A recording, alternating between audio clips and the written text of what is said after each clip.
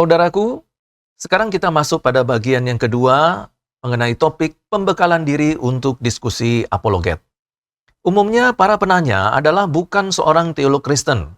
Jadi, konsep atau presuposisi yang dipakai sebagai argumentasi adalah penafsiran harafiah.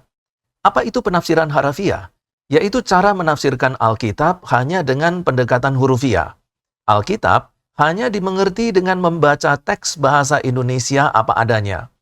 Perlu Anda ketahui bahwa dalam ilmu hermeneutik Kristen, ketika kita akan menyelidiki atau menafsirkan ayat Alkitab, kita harus mengetahui terlebih dahulu apakah ayat tersebut tergolong narasi.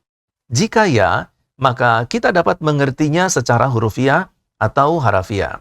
Tetapi jika ayat tersebut tergolong sebagai bahasa kiasan, atau perumpamaan, atau nubuatan, atau syair, maka jelas tidak boleh diartikan melalui pendekatan harafiah, karena sudah pasti akan menimbulkan salah tafsir atau pengertian yang berbeda. Misalnya, frasa tangan Tuhan.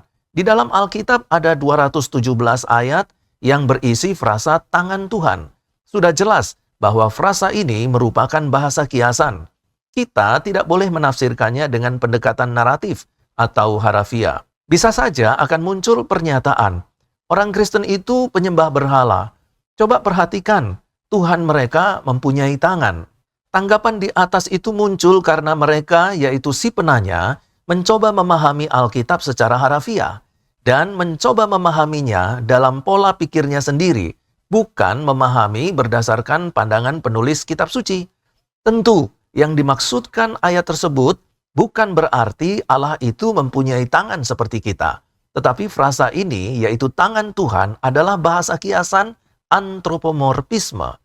Sebenarnya penulis Alkitab ingin menjelaskan bahwa Allah sanggup bekerja dan menolong umatnya, seperti tangan seseorang yang dipakai untuk melakukan dan menyelesaikan sebuah pekerjaan.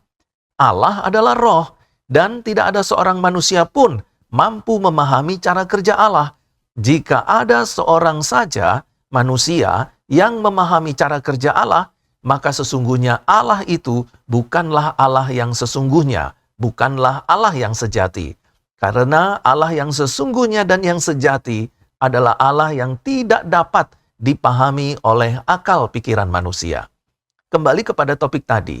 Jadi, di sini penulis Alkitab ingin memberikan gambaran kepada umat Israel tentang karya Allah.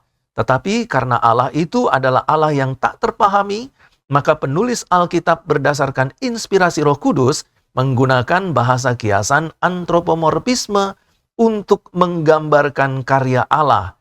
Maka muncullah istilah tangan Tuhan. Itu bukan berarti bahwa Tuhan mempunyai tangan secara jasmani.